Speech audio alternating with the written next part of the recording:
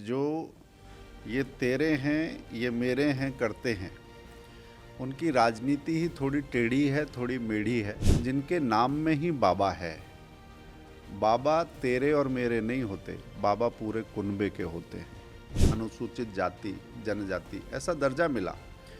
उन वंचितों के पास राजनीतिक तंत्र में अपनी बात पहुंचाने का कोई जरिया ही नहीं था। अंग्रेज खुद तय नहीं कर पाए थे कि सबको वोट देने का अधिकार मिलना चाहिए। कि बाबा साहब कहते हैं कि नहीं, अड़के नहीं, आगे बढ़ के इनको मुख्यधारा से जोड़कर हम काम करेंगे। बाबा साहब के साथ जो कांग्रेस ने छल किया वो इतनी बड़ी दुर्भाग्यपूर्ण घटना है। उनकी पत्नी ने बाद में जो पत्र लिखे उसमें भी कहा कि ये टीस बाबा साहब के साथ छल हुआ, ये उनको अंत समय तक रही। कांग्रेस ने बाबा साहब को ठगा था, तो उनकी प्रखरता से, उनकी बुद्धिमता से, उनकी डिग्रियों से, उनकी पढ़ाई से डरने वाली उस समय की कांग्रेस थी। क्योंकि उनके जो सबसे बड़े नेता थे, शायद वो बाबा साहब के सामने कहीं बौने साबित ना हो जाते। होप के लोग आए, उन्हें कन्वर्ट करने की कोशिश हुई, उन्हें संसाधन मिल जाएंगे ऐसे लोभ लालच दिए गए। निजाम हैदराबाद के उनके हरकारे आए, बाबा साहब को उन्होंने इस्लाम के पाले में खींचने की भी कोशिश की, मगर नहीं। बाबा साहब उस सब के बीच में एक नया रास्ता चुनते हैं, क्योंकि ये इस देश में नई बात को सुनने का एक स्वभाव रहा है। इसे इसी तरह से देखना चाहिए। किसी का खंडन, किसी का मंडन, मगर उसमें से जो सही होगा वो आगे बढ़ जाएगा। अगर बाबा साहब ने फुले को गुरु कहा तो समाज के बारे में कड़वी बातें करने के लिए, गाली देने के लिए उन्होंने गुरु बनाया, ऐसा कहीं पर भी नहीं है। बाबा साहब अंबेडकर ज्ञान की बात करते हैं, तर्क की बात करते हैं, तुलना की बात करते हैं, भेद मिटाने की बात करते हैं। आप उन्हीं को आगे कर कर ज्ञान की बात नहीं करते। आप तर्क की बजाय कुतर्क की बात करते हो, भेद मिटाने की बजाय भेद बढ़ाने की बात करते हो। तो बाबा साहब के ये जो चेले होने का दम भरते हैं, ये मायावी अंबेडकर भक्त हैं। ऐसे मायावी लोगों से बच के रहना चाहिए। तो ये आक्रोश पैदा करने वाली धारा, उसको खाद पानी देने का काम करना है और अपने ही पुरखों के नाम पर करना है, और उसमें बाबा साहब को इस्तेमाल करना है। मुझे लगता है बाबा साहब के साथ इस तरह का छल नहीं होना चाहिए। नमस्कार, पांचजन्य में आप सभी का बहुत बहुत स्वागत है। आज एक विशेष दिन है। आज हम बात कर रहे हैं उस महान व्यक्तित्व की जिन्होंने संविधान की रचना में महत्वपूर्ण भूमिका तो निभाई, साथ ही साथ समानता, अधिकार और न्याय की राह भी दिखाई। हम बात कर रहे हैं उस व्यक्ति की जो एक विचार बन चुका है, जिसके पीछे संघर्ष भी है, अपमान की गाथा भी है, और उसके बाद विचारों की एक श्रृंखला भी है, जिनको लेकर विवाद भी होते हैं और जिनको लेकर सहमति भी होती है। बाबा साहब अम्बेडकर। और इसी विषय पर आज विशेष चर्चा करने के लिए हमारे साथ हैं पांचजन्य के संपादक हितेश शंकर जी। हितेश जी, आपका बहुत बहुत स्वागत है। नमस्कार। बाबा साहब अम्बेडकर के बारे में आजकल बहुत सी बातें होती हैं, लेकिन आज कुछ ऐसे प्रश्न हैं जो हम टू द पॉइंट बात करेंगे। विशेष तौर से जब महापुरुषों की बात होती है तो आज की डेट में अगर हम देखें, सोशल मीडिया के ज़माने में ये तेरे हैं, ये मेरे हैं, इस तरह की बातचीत होने लगी है। जब अम्बेडकर जी का भी जिक्र आता है तो एक लकीर यहाँ पे भी खींचने की कोशिश की जाती है। बाबा साहब अम्बेडकर के व्यक्तित्व को इस लकीर से इतर आप कैसे देखते हैं? देखिए, जो ये तेरे हैं ये मेरे हैं करते हैं, उनकी राजनीति ही थोड़ी टेढ़ी है, थोड़ी मेढ़ी है। इस तरह की राजनीति है। और मैं बाबा साहब या इस देश के महापुरुषों की परंपरा जब उसकी बात करेंगे तो ये समझिए कि महापुरुष किसी की बपौती नहीं होते। किसी क्षेत्र की, किसी भाषा की, किसी परिवार की वो बपौती नहीं होते। वो उस रेखा को लांघते हुए सबके आदर्श बनते हैं। और किसी को घिसके, रगड़ के, गढ़ के महापुरुष नहीं बनाया जा सकता। किसी को ऊंचे स्थान पर केवल रख देने से वो महापुरुष नहीं बनता। जब पूरे जीवन का आकलन होता है, काम को देखा जाता है, उसके आधार पर समाज ने किसे चुना, नेतृत्व के तौर पर किसे मान्य किया, जब वो देखते हैं तब पता चलता है कि महापुरुष कौन हैं। और ये समग्रता से देखने पर ही वो छोटापन दृष्टि का घटता है और पता चलता है कि वास्तव में ये काम किया था और इसके कारण नाम है, इसके कारण सम्मान है। किसी को आप कह के नहीं बना सकते। और मैं बाबा साहब के बारे में तो एक बात और कहता हूँ कि जिनके नाम में ही बाबा है, बाबा तेरे और मेरे नहीं होते, बाबा पूरे कुनबे के होते हैं। वो बाबा किसी को डपटते हैं, किसी का कान ऐंठते हैं, मगर जिसे डपट रहे हैं उसका बुरा नहीं चाहते। किसी का कान ऐंठ रहे हैं तो उसे सही रास्ते पर लाना चाहते हैं। बाबा झगड़ालू भी नहीं होते। बाबा के झगड़े में भी कुनबे के लिए उसका भला प्यार छुपा हुआ होता है। बाबा साहब अम्बेडकर को भी इसी कसौटी से देखने की ज़रूरत है, अपनाने की आवश्यकता है। आपने कसौटी की बात की, तो भारत में एक कथित बुद्धिजीवी वर्ग ऐसा भी है जो बाबा साहब अंबेडकर की बात जब भारत की एकता को लेकर की जाती है तो उनके कुछ विचारों के विरुद्ध भी बात करते हैं। जैसे कि वो बात करते हैं कि स्वतंत्रता संग्राम के दौरान सेपरेट इलेक्टोरेट की बात करते हैं या आरक्षण व्यवस्था की बात करते हैं। इसको लेकर कई तरह के आरोप या उनके विचारों के विरुद्ध बातें उठती हैं। इन्हें आप कैसे देखते हैं? इन बातों को मैं जब भी ये प्रश्न आते हैं, और देखिए ख़ासतौर से सोशल मीडिया पर फैलना, उसके बाद लोगों का बंटना, एक कड़वाहट का वातावरण निर्मित होना, ये इस तरह की पोस्ट वगैरह के बाद होता है। मगर मैं बाबा साहब का जीवन हो या और महापुरुषों का, मैं उसे समग्रता में पढ़ने की जब बात कहता हूँ, तो जिस समय सेपरेट इलेक्टोरेट की बात हो रही है, उस समय की परिस्थितियों को देखिए, किन परिस्थितियों में क्या बात कही गई और किससे कही गई, ये भी महत्वपूर्ण है। तो जिस समय सेपरेट इलेक्टोरेट की बात थी, उस समय इस देश की राजनीतिक व्यवस्था में, जो बाद में संविधान अंगीकार करने के बाद जिन्हें अनुसूचित जाति जनजाति ऐसा दर्जा मिला, उन वंचितों के पास राजनीतिक तंत्र में अपनी बात पहुंचाने का कोई जरिया ही नहीं था। आपके पास निश्चित ज़मीन होनी चाहिए, आपको निश्चित आय कर के रूप में आप देने वाले होने चाहिए, आपकी संपत्ति तय होनी चाहिए, आपका रुतबा तय होना चाहिए, तब आपका राजनीतिक प्रतिनिधित्व है, वरना आपकी कोई राजनीतिक पूछ नहीं है। आप उस तंत्र में दरवाज़ा भी नहीं खटखटा सकते, ऐसी स्थिति थी। और उस स्थिति में उस वर्ग की चिंता करने वाली राजनीति नहीं थी। अगर बाबा साहब उस समय बात कर रहे हैं और अंग्रेज़ों से उस ओर ध्यान दिलाने की बात कर रहे हैं, तो ये भारत से द्रोह जैसी बात नहीं है, अन्य जातियों से द्रोह जैसी बात नहीं है। और एक और बड़ी बात है कि जिनसे बात कर रहे हैं उनकी भी आंखें खोलने का काम कर रहे हैं। ये वाली बात बिल्कुल नहीं होती चर्चा कि अगर आप देखें तो 1919 में साउथ बोरो फ्रेंचाइज कमेटी की बैठक होती है। फिर उसके बाद 1930 से 32 तक राउंड टेबल कॉन्फ्रेंस होती हैं। वहाँ ये बात जब बाबा साहब कहते हैं, तो इसके बरक्स आप इंग्लैंड की राजनीति देखिए। वहाँ पर 1928 में तो पुरुषों को ही वोट देने का अधिकार था, 18 में। 28 में जाकर वो महिलाओं को भी वोट देने का अधिकार है, ये वाली बात हुई। और 1969 तक वो आयु कितनी होनी चाहिए, 18 होनी चाहिए कि 21 होनी चाहिए, तो 18 पर बात टिकी। वो 1969 तक अंग्रेज़ खुद तय नहीं कर पाए थे कि सबको वोट देने का अधिकार मिलना चाहिए। बाबा साहब उस छूटी हुई बात को, छूटे हुए लोगों को मुख्य धारा से जोड़ने की एक बात कर रहे थे।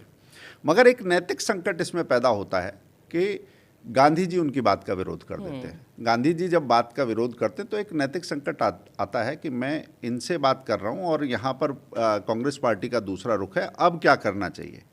बाबा साहब यहाँ पर बीच का रास्ता निकालते हैं। और आप देखिए, जो लोग उन्हें अड़ियल झगड़ालू कहते हैं, पूना पैक्ट उन्हें मन से मंजूर नहीं था, उन्होंने बात कही होगी, मगर सेपरेट इलेक्टोरेट की बजाय वो रिज़र्व सीट की बात पर सहमत होते हैं, उन लोगों को प्रतिनिधित्व दिलाते हैं। तो लोकतंत्र में सबके लिए गुंजाइश बनाने का अगर काम हो रहा है तो उसे एक बड़े परिप्रेक्ष्य में देखना चाहिए, इंग्लैंड की भी परिस्थिति के संदर्भ में देखना चाहिए, वैश्विक परिस्थिति के संदर्भ में देखना चाहिए। और ख़ास तौर से उन लोगों के जिनके पास ज़मीन नहीं है, पैसे संपत्ति नहीं है, क्या उनकी से राजनीति में नहीं होनी चाहिए। ये हो सकता है कि सेपरेट इलेक्टोरेट थोड़ा कड़ा कदम लग सकता है, मगर बाद में रिजर्व सीट पर आगे बढ़ के बाबा साहब कहते हैं कि नहीं, अड़के नहीं, आगे बढ़ के इनको मुख्यधारा से जोड़कर हम काम करेंगे। और एक बात और है कि इसके लिए महापुरुष अलग अलग तरीके से काम करते हुए दिखाई देते हैं। गांधी जी अपने तरीके से काम कर रहे हैं, भगत सिंह अपने तरीके से काम कर रहे हैं। बाबा साहब क्या कह रहे हैं कि रास्ता तो इस सिस्टम से ही निकलेगा, वो सिस्टम के भीतर गुंजाइश कैसे पैदा हो, इसके लिए काम करते हैं। और एकेडमिक डिबेट भी इसी बात पर होनी चाहिए। आप जिस सिस्टम की बात कर रहे हैं उसी सिस्टम से कहीं ना कहीं वो आहत भी हुए थे।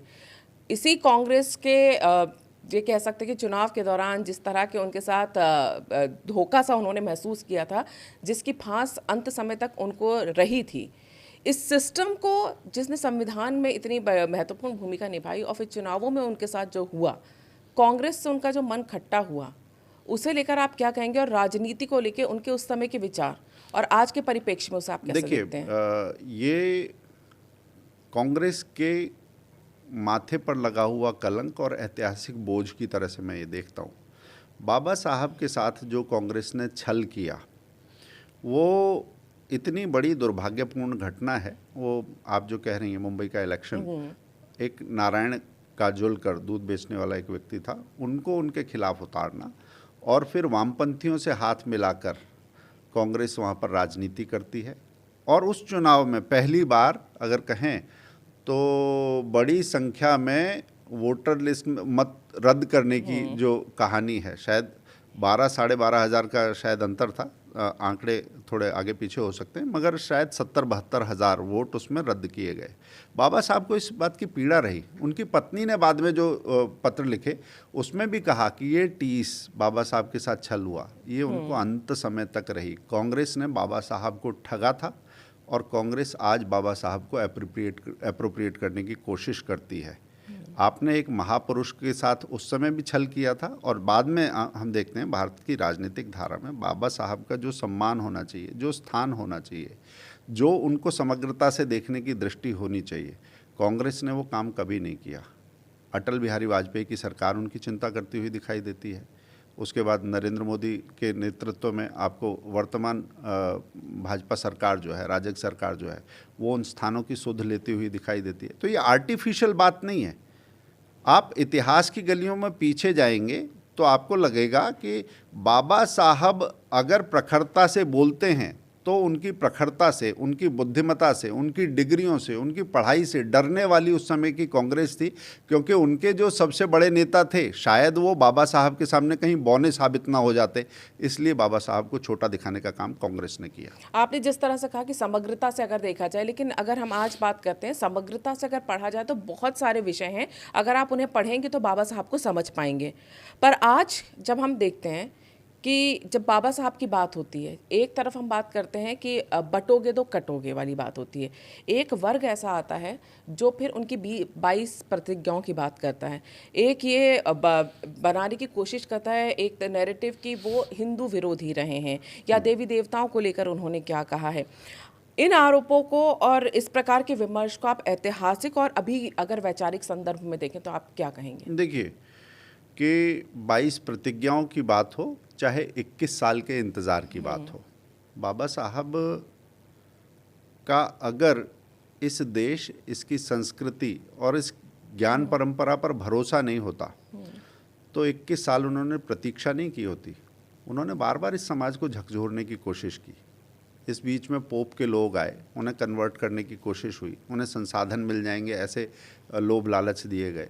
निजाम हैदराबाद के, उनके हरकारे आए, बाबा साहब को उन्होंने इस्लाम के पाले में खींचने की भी कोशिश की, मगर नहीं।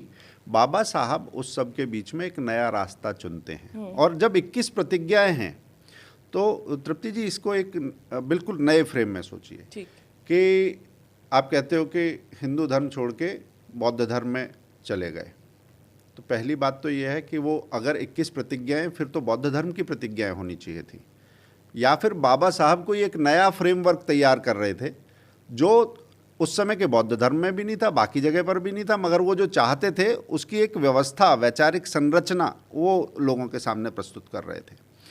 और मैं इसलिए भी कहता हूँ, कुछ लोगों को वो बातें बहुत कड़वी लग सकती हैं, आस्था सबकी, उसका सम्मान होना चाहिए, मगर एक और बात है कि पूरी दुनिया में शायद भारत ही ऐसा है कि जहाँ नास्तिकता को और नया विचार देने वाले को भी, विरोध को भी ज्ञान का एक भाग माना गया।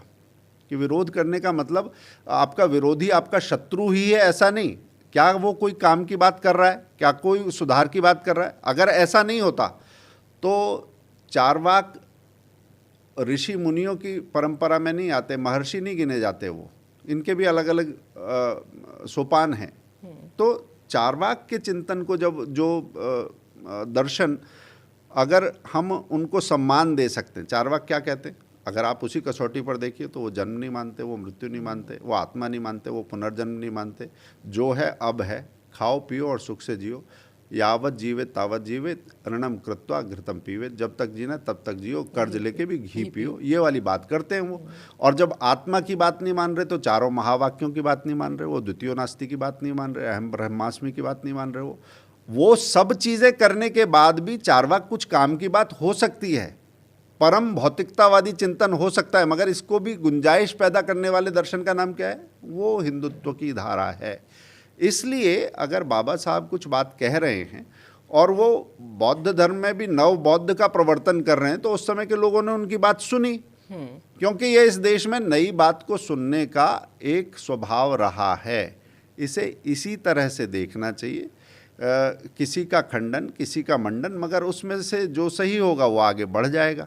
मुझे भी लगता है कि नव बौद्धों को भी एक बात सोचनी चाहिए कि जो नव संरचना थी, बौद्ध धर्म तो दर्शन और चर्चा पर टिका हुआ एक दर्शन, उसी में से पल्लवित हुआ है। बाबा साहब ने अगर समरसता के लिए ये रास्ता निकाला था तो नव बौद्ध धारा में इतना आक्रोश नहीं होना चाहिए था। तकनीक से, विकास से, अब तो पहले अगर समाज में अस्पृश्यता की, छुआछूत की लाइनें रही भी होंगी तो वो लाइनें तो मिट गई हैं। अब आप मेट्रो ट्रेन में जाते हो, आपको पता है कौन सा कोच, कोई जाति के हिसाब से तो रिजर्व है नहीं। और आप बाज़ार में खाना खाते हो, आपको पता है कि कौन खाना कौन बना रहा है, सब खाते हैं। 1000 यूट्यूबर्स के आपको रील्स मिल जाएंगे, कभी आपने देखा कि खाने वालों ने किसी की जाति पूछी हो? अगर ये सारी चीज़ें साथ साथ चल रही हैं तो ये आक्रोश पैदा करने वाली धारा, उसको खाद पानी देने का काम करना है और अपने ही पुरखों के नाम पर करना है और उसमें बाबा साहब को इस्तेमाल करना है। मुझे लगता है बाबा साहब के साथ इस तरह का छल नहीं होना चाहिए। उनकी ये कल्पना कभी नहीं थी। उस आक्रोश को थामने के लिए उन्होंने एक लाइन शुरू की थी और उसे समाज में समरसता की धारा ही बनना चाहिए था, उसके नाम पर राजनीति नहीं होनी चाहिए। और इसी कड़ी को आगे बढ़ाते हुए जो एक और विवाद इस पर भी उठता है कि फूले को वो अपना गुरु मानते थे। अब इसे लेकर आपके क्या विचार हैं कि उनको गुरु मानना, क्योंकि उनके विचार क्या थे फूले के ये भी सब जानते हैं। ऐसे में जब बाबा साहब उन्हें अपना गुरु मानते हैं तो फिर उनके इस विचार को और उनको गुरु मानने को कैसे देखा जाए? देखिए, फुले, नारायण गुरु अलग अलग समय में देश के अलग अलग प्रांतों में सामाजिक चिंताओं को लेकर आंदोलन खड़ा करने वाले, उसका वैचारिक प्रबोधन अपने तरीके से करने वाले लोग रहे हैं। कुछ को बातें उनकी रास आती हैं, कुछ को बातें कड़वी लगती हैं, कुछ को बातें खट्टी लगती हैं, मगर वो अपना काम करके चले गए। इसमें से अगर बाबा साहब ने फुले को गुरु कहा तो समाज के बारे में कड़वी बातें करने के लिए, गाली देने के लिए उन्होंने गुरु बनाया, ऐसा कहीं पर भी नहीं है। अगर आप फुले के आंदोलन में से व्हाट्सएप वाली कड़वाहट, सोशल मीडिया वाली कड़वाहट अगर आप निकाल देंगे तो 3 बिंदु दिखाई देते हैं जिसे कोई भी व्यक्ति कहेगा कि हाँ ये चीज़ें होनी चाहिए। पहली बात है कि जन्म के आधार पर छुआछूत का विरोध। दूसरी बात है शिक्षा में अवसर। तीसरी बात है स्त्रियों और वंचितों को उन पर अत्याचार की रोकथाम या उनको आगे बढ़ने के मौके मिलना। ये 3 पैरामीटर अगर दिखाते हैं कि एक समाज में एक व्यक्ति ने इन 3 तरह से पहल की और कोई उसे अप्रिशिएट करता है तो इसमें कोई दिक्कत नहीं है, क्योंकि गुरु वाली बात जो है, गांधी जी के गुरु गोखले थे, मगर सब गोखले उसी तंत्र के भीतर रहकर वो आज़ादी की बात करते थे। गांधी जी ने वो लीक नहीं पकड़ी, गुरु भी नहीं बदले। गांधी जी ने अहिंसा वाला और असहयोग के आंदोलन खड़ा करने का रास्ता अपनाया। गोखले कहते थे कि नहीं, अपनी बात मनवाने के और तरीके, धीरे धीरे क्रमिक तौर पर मनवाएंगे। इसी तरह से अगर हम देखें, कुछ लोगों को दिक्कत हो सकती है, मगर मैं कहूँ कि इस देश में गुरुओं ने अपनी राह ली, शिष्यों ने उनसे गुण लिए और अपने तौर पर चीज़ें भी विकसित की। रामकृष्ण परमहंस आध्यात्मिक विभूति हैं, इस देश के लिए सिर माथे पर रखते हैं लोग, इस तरह की विभूति हैं, मगर व्यक्तिगत आध्यात्मिक उन्नति का उनसे ज्ञान लेकर विवेकानंद जब आते हैं तो वो कहते हैं कि इस फ्रेमवर्क को क्या इस समाज पर, वर्ग पर, राष्ट्र पर लागू किया जा सकता है। विवेकानंद परमहंस नहीं बने, गांधी गोखले नहीं बने, महात्मा फुले की राह पर चलकर बाबा साहब फुले नहीं बने। उन्होंने जो चीज़ वहाँ से टेक अवे लेना था वो लिया और उसके आधार पर काम किया। सोशल मीडिया के दौर में कड़वाहट वाली चीज़ों से हम सबको बचना चाहिए। हमारे महापुरुष जो जो अच्छा काम करके गए हैं उस बपौती को थाम के, उस धरोहर को थाम के हमें आगे बढ़ना चाहिए। यही कड़वाहट की बात कर रहे हैं, क्योंकि सोशल मीडिया की हम बात करते हैं और आज ये जो हमारा संवाद हो रहा है, जो हम बातचीत कर रहे हैं, वो इसी परिप्रेक्ष्य में, क्योंकि बाबा साहब अम्बेडकर के विषय में पांचजन्य ने अपनी पत्रिका में बहुत डिटेल में उनके विचारों पर काफ़ी कुछ लिखा है। लेकिन आज के डिस्कशन का हमारा मेन पॉइंट ये है कि आज सोशल मीडिया के ज़माने में जिस तरह से उन्हें प्रस्तुत किया जाता है अलग अलग वर्गों के, मेरे बाबा साहब अम्बेडकर ऐसे, तुम्हारे बाबा साहब अम्बेडकर ऐसे, जबकि वो एक व्यक्तित्व हैं जिनके बारे में एक राय जो सबकी होनी चाहिए वो यही होनी चाहिए कि हाँ, ये एक वो महामानव है जिन्होंने देश को एक नई दिशा देने की कोशिश की। ऐसे में जब उनके कुछ अनुयायी दूसरों की भावनाओं को आहत करने वाली टिप्पणियां करते हैं, जो उनकी प्रतिज्ञाओं की आड़ लेकर करते हैं या उनके उन विचारों को लेकर करते हैं जिन्होंने एक समाज के उत्थान के लिए की थी, ऐसे लोगों की कड़वाहट को लेकर आप क्या कहेंगे पांचजन्य के इस मंच से? मुझे लगता है कि ऐसे लोग बाबा साहब को पॉलिटिकल करेंसी के तौर पर इस्तेमाल करना चाहते हैं, बरतना चाहते हैं, किसी राजनीतिक पार्टी के बिल्ले की तरह अपनी शर्ट पर लगा लेना चाहते हैं। मगर बाबा साहब बिल्ले की तरह शर्ट पर लगे हुए हैं या उनकी बात आपके दिल तक भी पहुंची है, ये महत्वपूर्ण है। क्योंकि बाबा साहब अम्बेडकर ज्ञान की बात करते हैं, तर्क की बात करते हैं, तुलना की बात करते हैं, भेद मिटाने की बात करते हैं। आप उन्हीं को आगे कर कर ज्ञान की बात नहीं करते, आप तर्क की बजाय कुतर्क की बात करते हो, भेद मिटाने की बजाय भेद बढ़ाने की बात करते हो। तो बाबा साहब के ये जो चेले होने का दम भरते हैं, ये मायावी अम्बेडकर भक्त हैं। ऐसे मायावी लोगों से बच के रहना चाहिए। बाबा साहब को छलिया अपने तरीके से उस समय पर छलते रहे और कुछ लोग राजनीतिक तौर पर अब भुनाना चाहते हैं। बाबा साहब ने जो सामाजिक दृष्टि दी, असमानताओं को दूर करने के लिए जो उनके मन में छटपटाहट थी, उस छटपटाहट को समझेंगे तो आपको लगेगा कि बाबा का काम अधूरा है, पोतों को अभी करना बाकी है। अंत में यही आपसे जानना चाहूँगी, विकसित भारत 2047 की जब बात होती है तो बाबा साहब और उनकी शिक्षाओं का इसमें आप क्या योगदान देखते हैं और उसका समग्र दृष्टिकोण क्या है? समग्र दृष्टिकोण तो जैसे बाबा साहब को कई चीज़ों का विरोधी बताते हैं, राष्ट्र का विरोधी बताते हैं, ब्राह्मण का विरोधी बताते हैं, हिंदू का विरोधी बताते हैं। ऐसी धारणाएं हमारे महापुरुष को अगर हम खंडित दृष्टि से देखेंगे तो ये देश भी खंडित होगा। बाबा साहब इस देश को एक रखना चाहते थे। संविधान सभा का अगर आप भाषण याद करें तो उन्होंने मीर कासिम का उदाहरण दिया कि इस देश में ये संविधान बहुत अच्छा भी हो सकता है, बहुत ख़राब भी हो सकता है, मगर ख़राब परिणाम निकले तो इसका अर्थ ये नहीं है कि संविधान ख़राब है।